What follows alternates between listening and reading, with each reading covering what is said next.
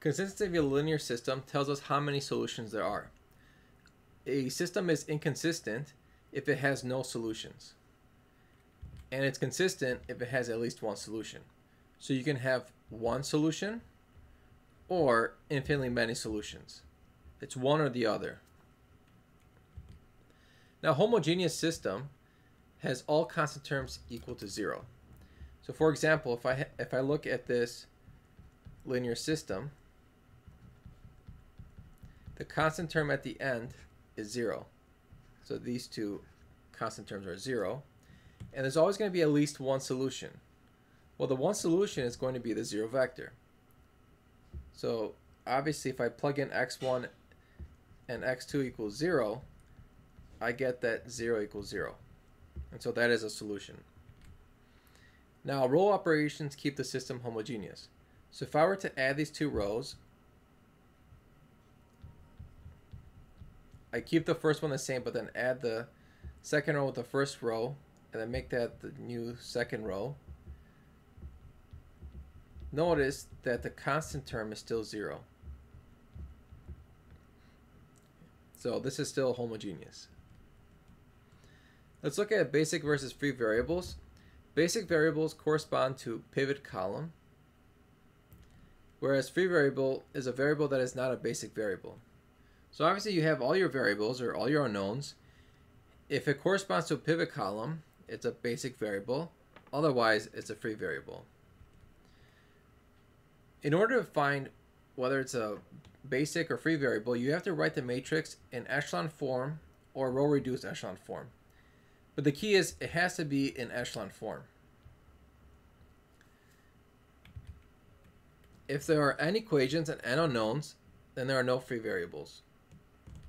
If there are n equations and m unknowns, where n is greater than m, then there are m basic variables and n minus m free variables. So whenever you have a free variable, you have infinitely many solutions. And let's look at some examples.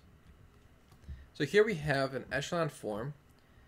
The numbers here, the ones, are the pivot columns, or you can think of these as the pivot positions. So this system has 3 unknowns, namely x1, x2, and x3.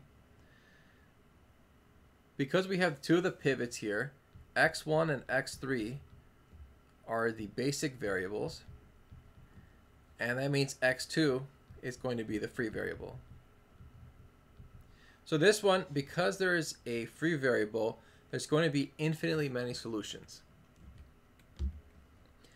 Now the next one, if you see here the first column, x1, has no leading, or there's no pivot position.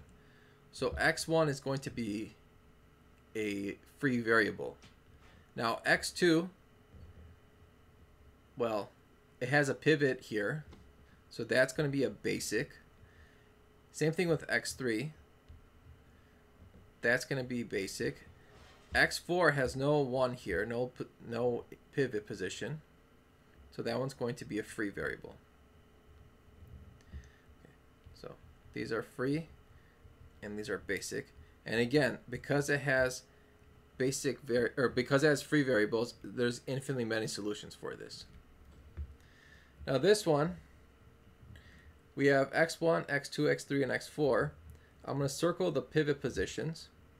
So those are the variables that are going to be the basic variables. And now x2 and x4 are forced to be the free variables.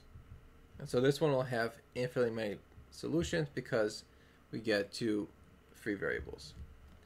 Now this last one, we see we have pivot positions for the first 4 variables, so x1, x2, x3, and x4. But notice x5 does not have a pivot position.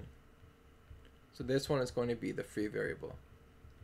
And because we have a free variable, there's going to be infinitely many solutions to the system.